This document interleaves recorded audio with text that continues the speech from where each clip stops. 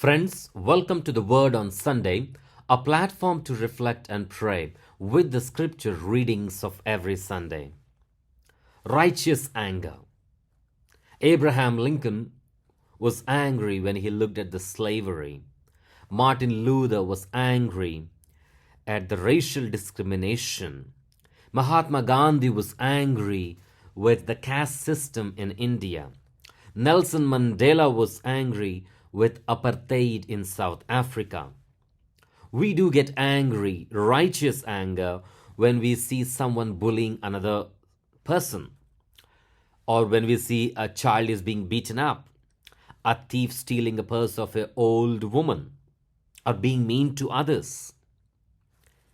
Anyone can be angry, Aristotle says, but to be angry with the right person, to the right degree, at the right time, for the right purpose, is not easy. And Jesus shows that righteous anger in today's gospel. On this third Sunday of Lent, we come across the signs for Jewish people, wisdom for Greeks, and cross for Christians. If you look at the past 3 Sundays of Lent, the first Sunday, we saw the covenant of God with Noah. The second Sunday, the covenant of God with Abraham. And on this third Sunday of Lent, we see the covenant that God makes with Moses with the 10 Commandments. But how do we understand as we continue our Lenten journey?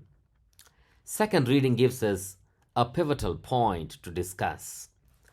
Paul shows the contrast and the paradoxes and gives us the former criteria that divided cultures and replaces that with religious standard.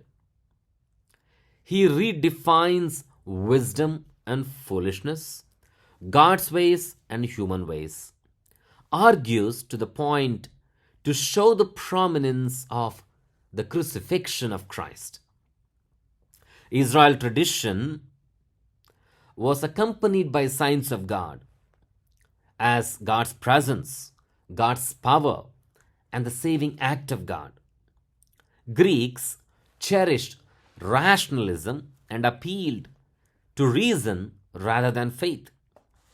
But Paul criticizes Jews and Greeks for changing and clinging onto what they could understand by what they set up for themselves as God's ways. He's critiquing them. Oh, you look for signs, you look for wisdom. He insists that the crucified Christ is the standard against which everything is judged.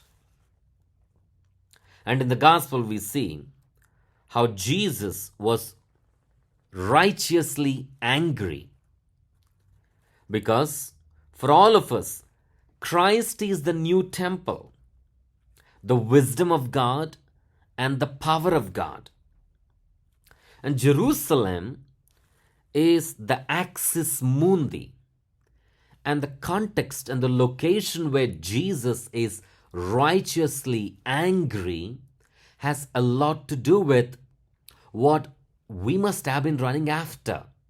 Maybe we are still looking for signs. Maybe we are still running after wisdom and the foolishness of the world.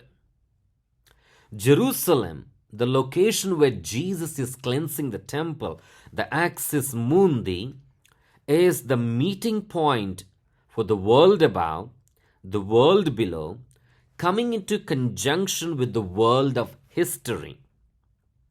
This is where Jesus identified himself as the new temple. He claimed to be the center of the universe, the spot where 3 ways of cosmic communication is taking place.